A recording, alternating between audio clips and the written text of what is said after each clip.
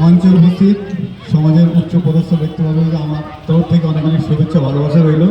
সবার আগে ধন্যবাদ জানাই মাঠের দর্শকদের, কানাই কানাই দর্শক, এটা হচ্ছে খেলার উত্তেজনা।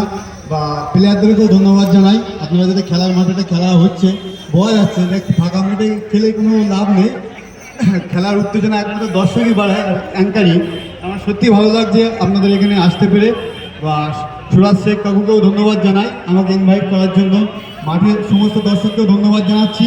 ফ্রি ফায়ার পাবজি থেকে দূরে থাকো, ইয়াং জেনারেশনের কাছে একটাই দাবি, তোমরা খেলার মাঠে খেলো।